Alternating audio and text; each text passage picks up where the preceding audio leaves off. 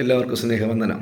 പ്രിയമുള്ളവർ, 7 ദിനങ്ങളായി മലയാളികളും മനുഷ്യരും അറിയപ്പെടുന്നവരും അർജുനൻ എന്ന് പറയുന്ന ഒരു യുവാവിനെ തേടി ജീവനോടെ വരവനും കാത്തിരിക്കുകയാണ്. ഞാനും പ്രാർത്ഥിച്ചു അവന് വേണ്ടി, ജീവനോട് വരാൻ വേണ്ടിയിട്ടാണ്.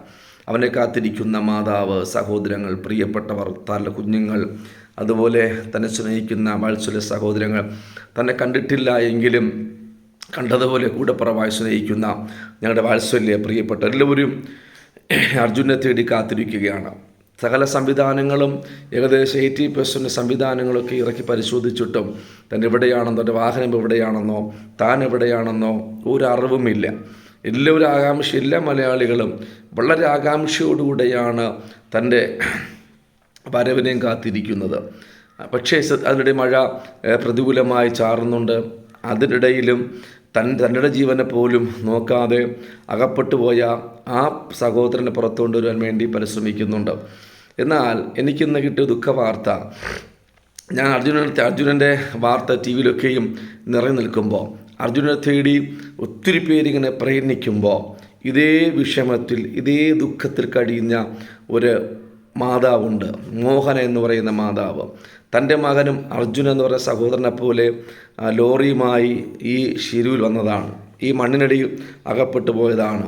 ഒരു പത്രമാധ്യമങ്ങൾക്കും തൻ്റെ മുഖം പ്രത്യക്ഷപ്പെടുത്താതെ, ഒരു പത്രമാധ്യമങ്ങളും തന്നെ തേടിപ്പോകാതെ ഈ മോഹന എന്ന് പറയുന്ന വാർദ്ധക്യത്തിൽ നരാധരകൾ പിടിച്ച മാതാവ് ശരവണൻ എന്ന് പറയുന്ന ഈ സ്വന്തം മകനെ തേടി ഇപ്പോൾ ഷിരൂരിലുണ്ട്.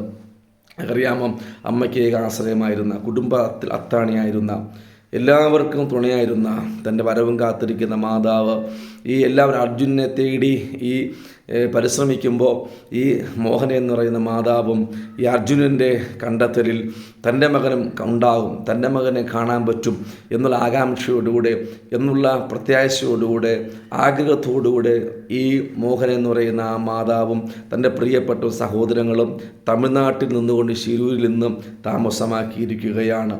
നേരാഹാരം കഴിക്കാൻ പറ്റുന്നില്ല, മനസ്സ് തുറന്ന് വെള്ളം കുടിക്കാൻ പറ്റുന്നില്ല, കാലാവസ്ഥ പ്രതികൂലമാണ്, സാമ്പത്തികമൊന്നുമില്ല.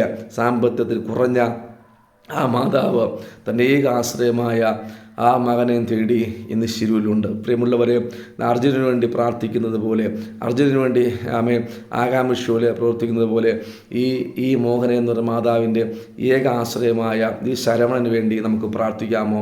വാർദ്ധക്യ മാതാവിന് തുണയായ ആ ശരവണനെ ഈ മാതാവിന് ആയുസ്സോടെ തിരിച്ചു കൊടുക്കേണ്ടതിന് നമുക്കും പ്രാർത്ഥിക്കാമോ?